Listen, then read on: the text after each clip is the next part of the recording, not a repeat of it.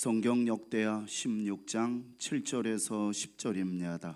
그때에 선견자 하나니가 유다 왕 아사에게 나와서 그에게 이르되 왕이 아람 왕을 의지하고 왕의 하나님 여호와를 의지하지 아니하였으므로 아람 왕의 군대가 왕의 손에서 벗어났나이다.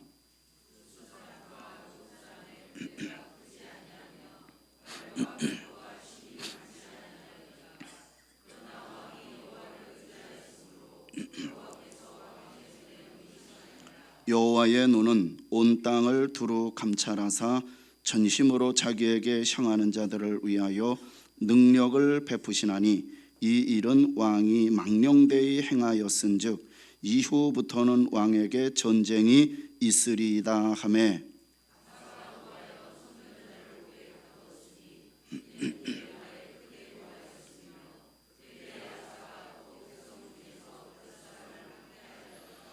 아멘.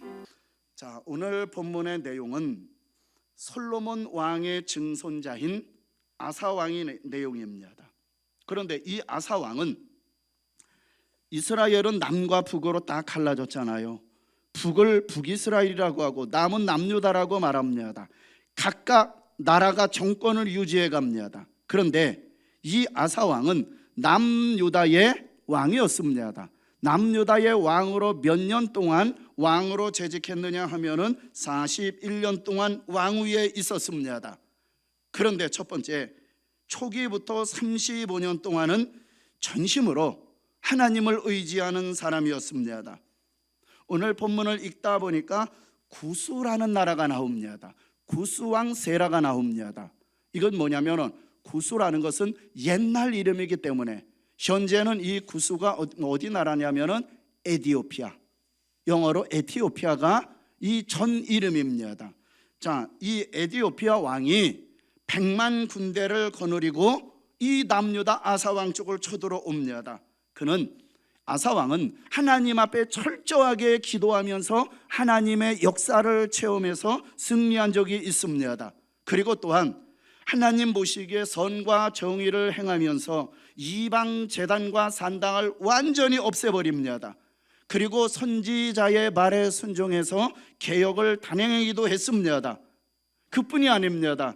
역대하 15장 13절에 보니까 이스라엘 하나님 여호와를 찾지 아니하는 자는 대소남녀를 막론하고 죽이는 것이 마땅하다라고 명을 내릴 정도로 백성들에게 잃었던 신앙을 다시 회복시키는 일에 최선을 다했습니다. 또한 역대하 15장 16절에 보니까 그의 어머니가 아세라의 가증한 목상을 만들자 그 우상을 보고 부셔버립니다. 불살라버립니다. 그리고 어머니를 그 폐위의 자리에서 즉시 폐위해버렸습니다. 이처럼 그가 하나님을 의지하며 나라를 다스리자 그가 왕위에 오른 지 35년까지 나라가 정말로 평안했습니다. 자기 혼자만 하나님을 의지한 것이 아니라 온 백성들에게도 하나님을 의지하게 만들었던 그러한 철저한 전심신앙의 사람이었습니다. 그런데 왕이 된 지 36년째 되던 해에 갑자기 사람이 달라지더라고요. 신앙이 달라집니다. 어떤 한 사건에 그것을 보면서 야, 나에게도 이런 모습이 있구나, 있을 수 있겠구나라는 생각을 했습니다. 자, 북이스라엘 왕 바사가 지금 남유다입니다. 북이스라엘 왕 바사가 군대를 이끌고 남유다를 쳐들어온 것입니다. 그때 이 아사 왕은 하나님을 의지할 생각은 하지 않고 저 북이스라엘 우쪽에 있는 아람이라는 나라가 있습니다. 그 아람이라는 나라의 왕에게 근금 보화를 가져다 주면서 도움을 청했습니다. 아니, 어떻게 개혁을 일삼고 철저하게 하나님을 의지했던 사람이 어느 날 갑자기 이렇게 신앙이 변질되는가?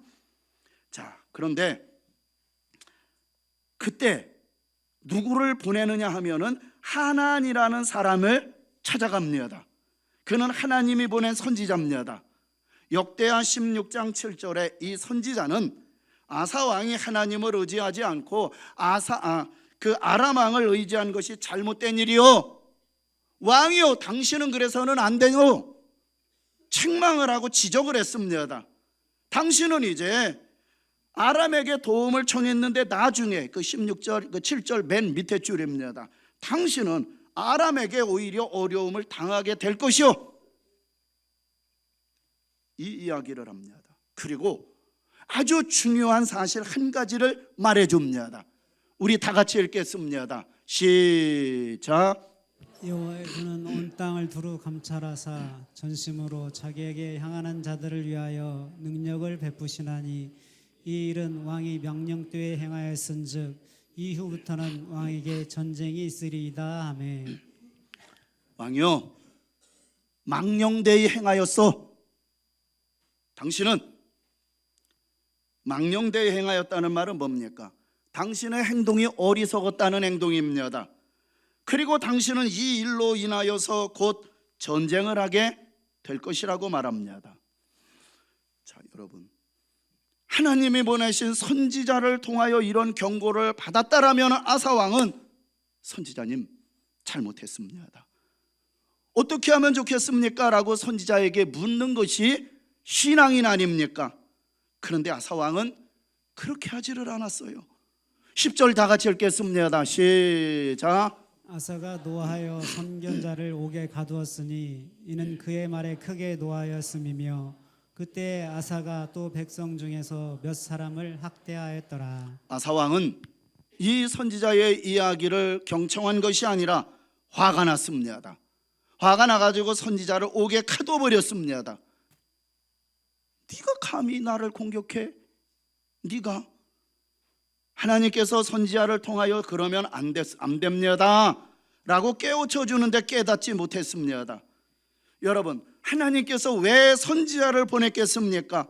아니, 하나님 입장에서는 저 아사 왕을 심판하려고 했다라면 그냥 심판하면 될 일 아닙니까? 하나님이 바라셨던 것은 아사 왕이 돌이키기를 원하셨기 때문이 아니겠습니까? 하나님은 오늘도 여전히 우리에게 잘못된 부분을 깨닫고 돌이키를 원하십니다. 문제는 그 문제를 지적받고 난 이후 나타난 아사의 행위입니다. 여기에 보시면은 노하여라고 되어 있는데 그 말을 듣고 감옥에 가두고 노했다는 거예요. 자신의 죄를 지적당하면 겸손히 받아들이는 것이 아니라 소리를 지르는 거예요. 악을 썼다는 거예요. 화를 냅니다. 그것은 수치심 때문에 일어나는 일이고 자신의 죄를 숨기고자 하는 얄팍한 태도가 아니겠습니까? 이제 자신의 수치를 드러내지 않기 위해서 강수를 씁니다.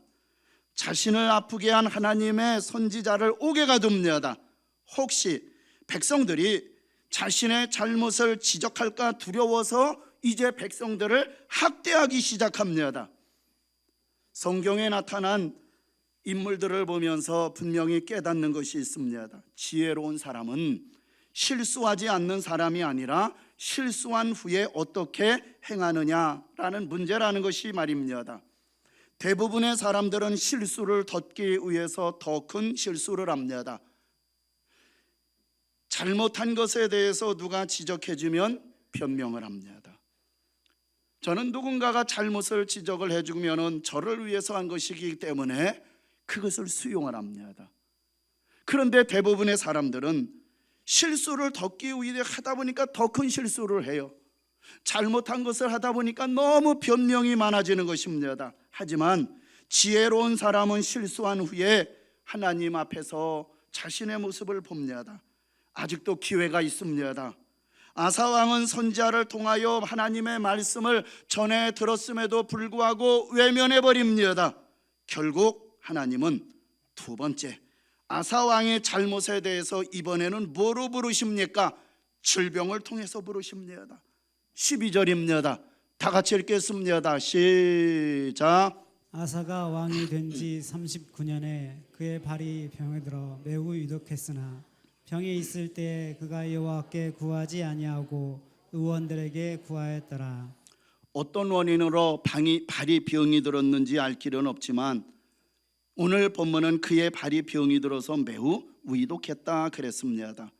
이쯤 되면은 아사 왕이 하나님 앞에 엎드려 먼저 회개해야 되는데, 내가 이렇게 전심으로 만을 의지하고 개혁했던 나였는데 내가 왜 이렇게 타락했지, 왜 이렇게 변질되었지 라고 하나님 앞에 내 모습을 보면서 회개하면 되는데, 하나님 앞에 회개와 구하지도 않습니다. 의원들에게 치료해달라고 구했다고 했습니다. 결국 하나님께서는 선지자를 통하여 말씀하신 것도 듣지 않고 육신의 질병을 통해서 말씀하셨는데도 여전히 듣지 않는 아사의 생명을 결국은 불러가시더라고요. 오늘 본문 이후에 나오는 것입니다. 과거 전심으로 하나님을 의지했을 때는 기적을 보고 축복을 받았던 왕이 하나님을 의지하지 않고 사람의 방법으로 해결하려고 하니 신앙도 잃어버리고 마지막 그렇게 보내게 된 것입니다. 여러분, 신앙은 과거보다 현재가 중요합니다. 과거의 은혜를 많이 받고 과거의 충성도 많이 한 것도 중요하지만 더 중요한 것은 지금입니다. 지금 현재 내가 하나님을 어떻게 섬기고 있는가가 중요합니다. 여러분, 과거에 매이지 마십시오. 중요한 것은 현재입니다. 현재보다 더 중요한 것은 마지막입니다. 마지막을 어떻게 보내는가가 더 중요합니다. 아주 오래된 일인데 아직도 설교 준비하면서 기억이 났습니다.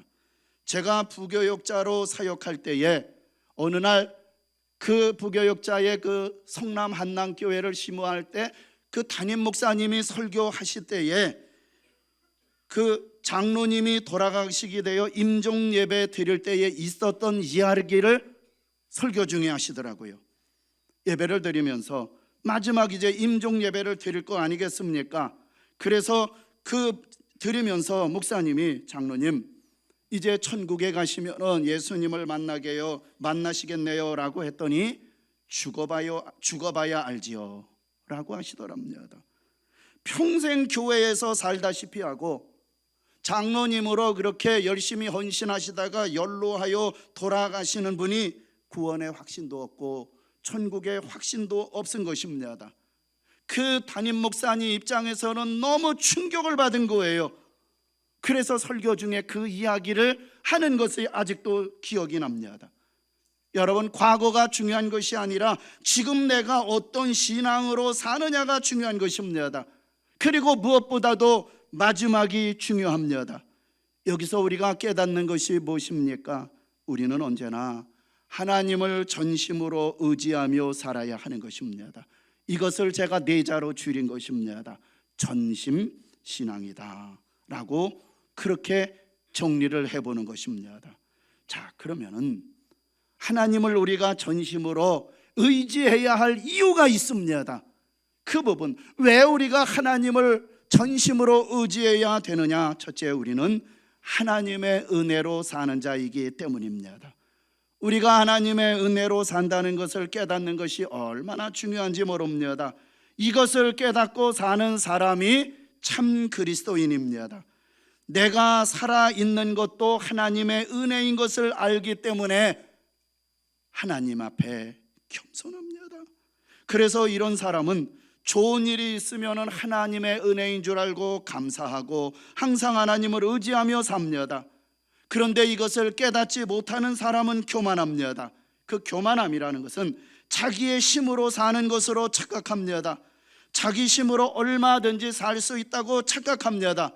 그래서 이런 사람은 엎드리는 기도하고 싶은 생각도 하지 않습니다. 두 번째, 우리가 전심으로 하나님을 의지해야 할 두 번째 이유는 절대 주권이 하나님께 있기 때문입니다. 아멘입니다. 절대 주권이, 이 부분에 대해서 저는 저의 분명한 신앙관, 여러분들과 다를 수도 있습니다. 오늘 이 부분을 제가 좀 세게 강력하게 적용을 하며 여러분에게 말씀을 드릴 때에 여러분들이 이것이 성경의 내용이라면 마음으로 아멘 하시고, 여러분들에게 부딪힌다라면 진지하게 고민을 해보십시오. 이건 뭐냐면은 우리가 살고 죽는 것, 흥하고 망하는 것, 우리의 생사화복이 하나님의 손에 있습니다. 절대 주권이 하나님의 손에 있다는 것을 믿는 사람은 좋은 일이 생기면은 하나님께서 축복하셨다 하셔서 이런 일이 생겼다고 알고 하나님께 먼저 감사와 영광을 돌립니다. 사업이 잘 되면은 하나님이 나를 축복하심으로 알고 하나님께 감사하고, 자녀가 잘 되면은 하나님께 감사하고 영광을 돌립니다. 우리가 잘 알고 있는 성경 사무엘상 2장 6절 7절에 보면은 한나는 그런 고백을 했습니다. 절대 주권이 하나님의 손에 있다는 것을 믿고 고백합니다. 사람을 높이기도 하고 낮추기도 하시고, 죽이기도 하시고 살리기도 하시고, 부하게도 하시고 낮추게도 하시는 하나님의 절대 주권이 하나님에게 있다는 것을 믿었습니다. 절대 주권이 하나님께 있다는 것을 믿는 사람은 매사에 기도합니다. 하나님의 절대 주권 속에서 이 역사는 그대로 진행이 되지만 하나님은 기도하는 자들을 통해서 그 구원의 역사를 이루어 가십니다. 기도하는 현장에 하나님의 역사가 일어나는 것이고, 문제가 생기면 더더욱 기도하는 것입니다. 문제가 생기게 하신 하나님이 그 문제가 없어지게 하는 것입니다. 하나님의 절대 주권이 있다 믿는다라면은 이 문제가 왜 나에게 닥쳤는가? 힘들어도 아파도 사랑하는 사람을 먼저 데리고 가도 상실의 아픔 속에서도 우리는 하나님의 주권을 믿어야 된다는 거죠. 자, 여러분, 인생의 열쇠가 하나님에게 손에 있으니 기도함으로 해결하려는 거예요. 요한계시록 3장 7절에 보면은 주님은 다윗의 열쇠를 가지고 계셔서 주님이 여시면 닫을 자가 없고 주님이 닫으면 열 자가 없다고 말했습니다. 하나님께서 축복의 문을 여시면 닫을 자가 없고, 하나님이 축복의 문을 닫으시면 아무리 사람이 도와줘도 안 된다는 거예요. 왜요? 절대 주권이 하나님의 손에 있기 때문입니다. 이제는 좀 우리가 적용을 하자는 거예요. 저는 강력하게 여러분에게 말씀을 드립니다. 절대 주권이 하나님의 손에 있다는 것을 믿는 사람은 괴롭히는 사람이 생기고, 나를 힘들게 하는 사람이 생기면 그 사람을 원망하고 미워하고 더 악을 써서 갚아주고 싶고 보복하려고 하지 않습니다. 하나님이 허락하지 않으면 그 사람이 나를 괴롭힐 수 없는 것 아니겠습니까? 그렇기 때문에 하나님의 절대 주권을 믿는 사람은 자기가 그렇게 보복하려는 것이 아니라 하나님 앞에 엎드리는 것입니다. 하나님 앞에 맡기는 것입니다. 우리는 불완전하고 실수가 많지만 하나님은 완전하신 분이기 때문에 가장 잘 되게 해결해 주실 것을 여러분은 믿으시기를 바랍니다. 성경에 보면은 자식을 사랑하는 부모가 자식이 잘못되면 징계를 하더라고요. 그와 같이 하나님도 사랑하는 자가 잘못하면 내버려 두는 것이 아니라 사랑하기 때문에 징계를 한다는 거예요. 그런데 하나님께서 사람을 심판하고 징계를 할 때 뭐를 통해서 하는 줄 아십니까? 사람을 통해서 하시더라고요. 제가 이제 구체적인 성경 예를 들고 또 적용으로 하겠습니다. 사무엘하 7장 12절 14절에 보면은 나단 선지자가 다윗에게 찾아가서 하나님의 말씀을 전하면서 이 이야기를 합니다. 12절에 내 수완이 차서 내 조상들과 함께 누울 때에 내가 내 몸에서 날 내 씨를 내 뒤에 세워 그의 나라를 견고하게 하리라. 솔로몬 얘기예요. 다윗에게 솔로몬 이야기를 하는 것입니다. 그리고 13절에 솔로몬 그는 내 이름을 위하여 집을 건축할 것이요 나는 그의 나라 왕위를 영원히 견고케 하리라. 그리고 14절에서 이 말을 합니다. 여러분들이 읽습니다. 시작. 나는 그에게 아버지가 되고 그는 내게 아들이 되리니 그가 만일 죄를 범하면 내가 사람의 매와 인생의 채찍으로 징계하려니와. 솔로몬이 만약 범죄하고 회개하지 않으면 사람의 매 인생의 채찍으로 징계하겠다고 말씀합니다. 와, 무서워요. 이 말씀대로 그대로 이루어지더라고요. 솔로몬이 이방 여자들과 삽니다. 우상 숭배를 하게 되자 2번이나 하나님이 나타나셔서 책망합니다. 회개하지 않습니다. 그러자 하나님이 이번에는 드디어 인생 채찍을 드십니다.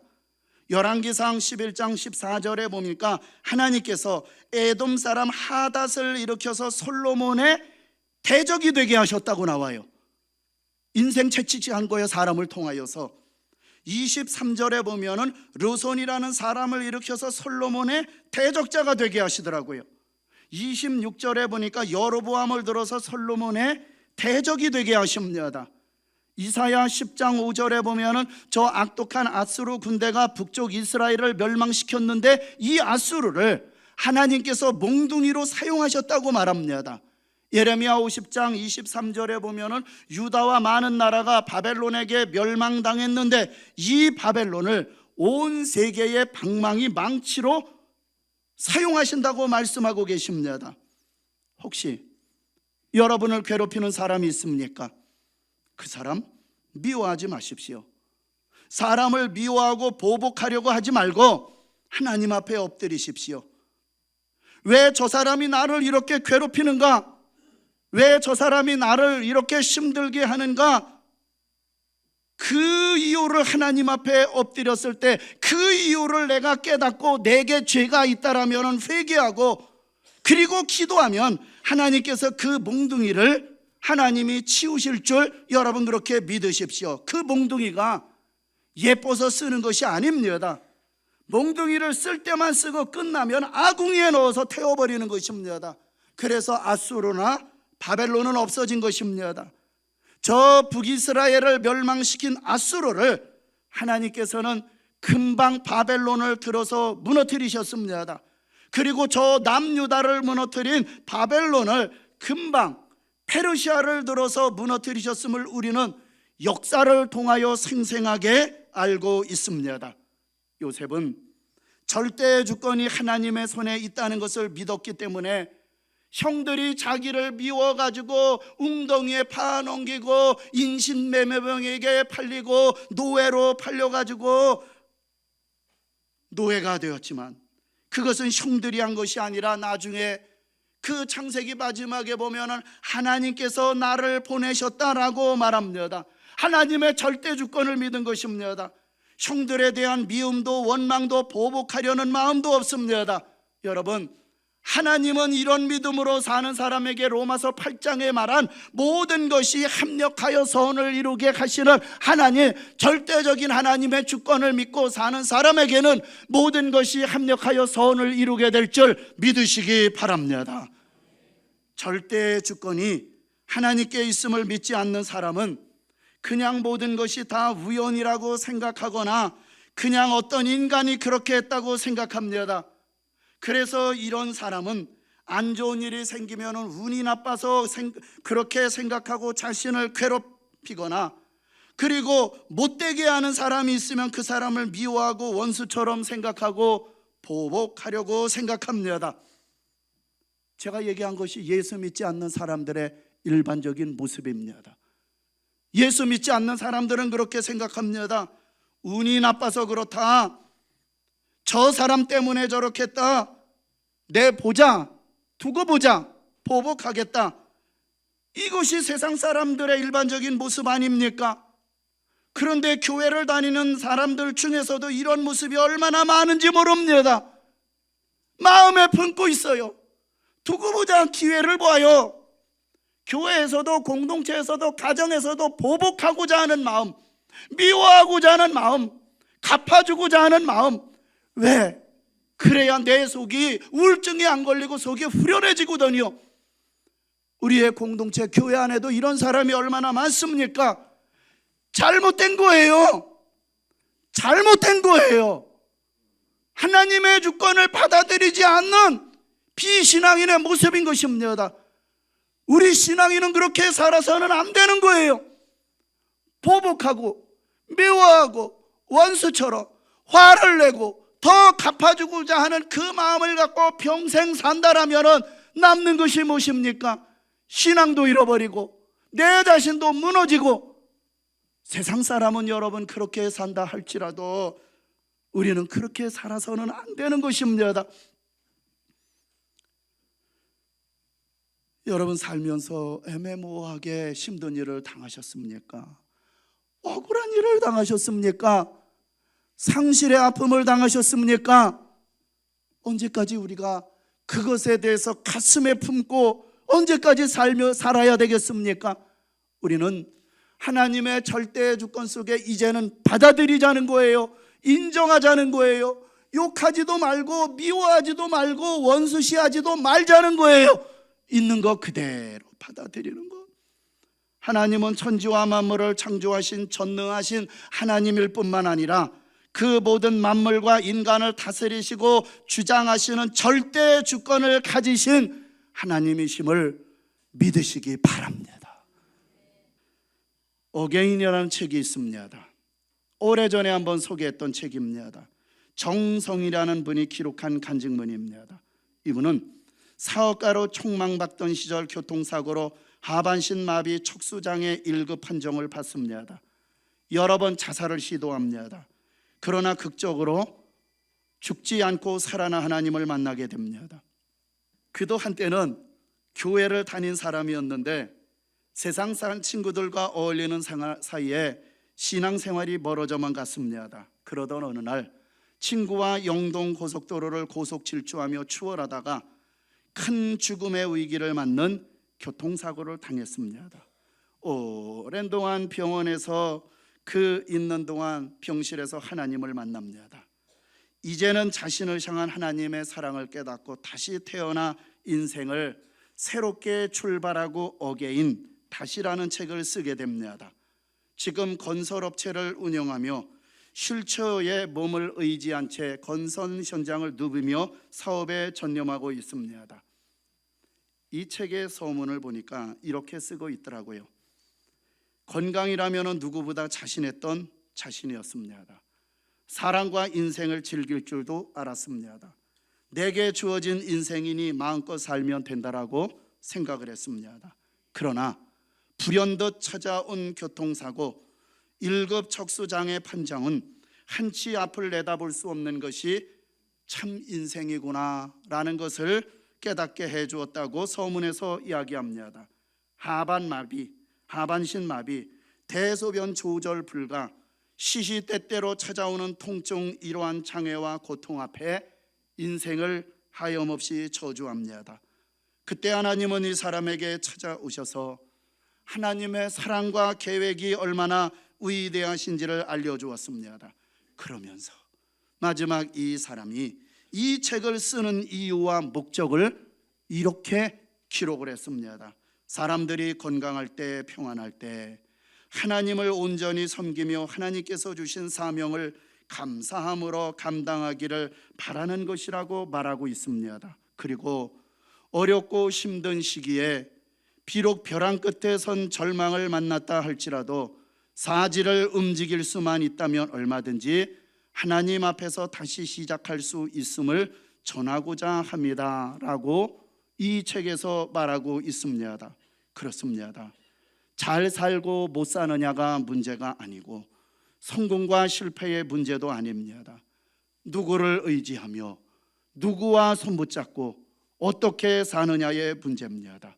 우리 다 같이 역대하 16장 9절을 다 같이 화면에 있는 것만 읽겠습니다. 시작. 여호와의 눈은 온 땅을 두루 감찰하사 전심으로 자기에게 향하는 자를 위하여 전심으로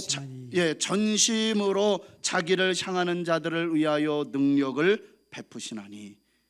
이것은 하나님의 약속입니다. 하나님은 전심으로 하나님을 향하는 사람에게 능력을 베푸십니다. 전심으로 하나님을 의지하는 자들에게 능력을 베푸십니다. 하나님은 우리의 인생의 주관자이십니다. 하나님만이 진정 우리의 인생과 인생이 죽은 이후의 내세도 정말로 도우실 분은 하나님입니다. 하나님은 우리의 희망이요 소망이요 생명입니다. 처음 신앙생활 하신 분들이나 오래 신앙생활을 하신 분들이나 변함없이 진심으로 하나님을 의지하십시오. 여러분, 돈과 환경에 붙잡혀서 주일도 못 지키는 그런 신앙인이 되지 마십시오. 일주일이 시작되는 첫날임을 잊지 마십시오. 전심으로 하나님을 의지하십시오. 작은 일이라 할지라도 여러분의 힘으로만 해결하려고 하지 마십시오. 하나님께서 문제의 해결책도 알고 계십니다. 하나님은 전심으로 하나님을 의지하는 사람을 찾고 계십니다. 하나님이 찾으시는 그 사람이 여러분들이 되시기를 주의 이름으로 축원합니다.